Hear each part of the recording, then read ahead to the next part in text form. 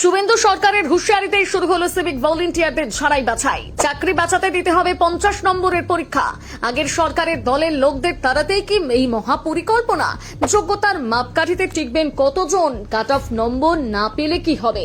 তবে কি মেধা তালিকায় এবার শেষ কথা? রাজনৈতিক প্রভাব তাহলে অতীত। মুখ্যমন্ত্রীর করা বার্তার পর সিভিক বাহিনীতে এবার বড় সড় পালাবদল।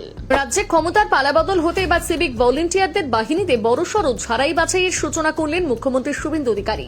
পুলিশ সূত্রে খবর, সিভিক ভলেন্টিয়ারদের কর্মদক্ষতা এবং যোগ্যতা যাচাইয়ের মোট 50 নম্বরের একটি মূল্যায়ন পরীক্ষা শুরু হয়েছে।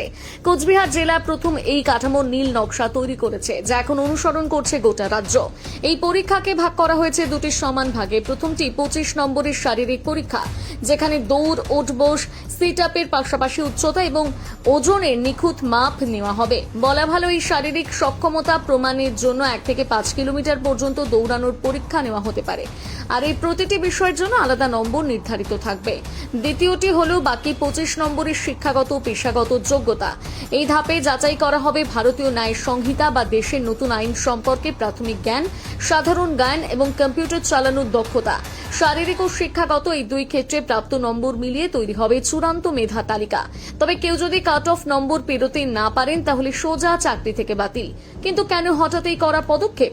পুলিশের একাংশের স্পষ্ট দাবি, পূর্ববর্তী সরকারের আমলে কেবল রাজনৈতিক প্রভাব খাটিয়ে কোনো নিয়ম নীতির তোয়াক্কা না করে হাজার হাজার সিভিক ভলেন্টিয়ার নিয়োগ করা হয়েছিল, আর তাদের যোগ্যতা না থাকায় দিনের পর দিন সাধারণ মানুষের সঙ্গে এদের একাংশের অসৌজন্যমূলক আচরণের ভুরি ভুরি অভিযোগ উঠেছে। তাই বর্তমান সরকারের লক্ষ্য, যারা যোগ্য তারাই সসম্মানে ডিউটি করবেন, আর যারা স্রেফ রাজনৈতিক সুপারিশে এসে দাদাগিরি করছিলেন তাদের এবার ছাঁটাইয়ের রাস্তা দেখাবে প্রশাসন।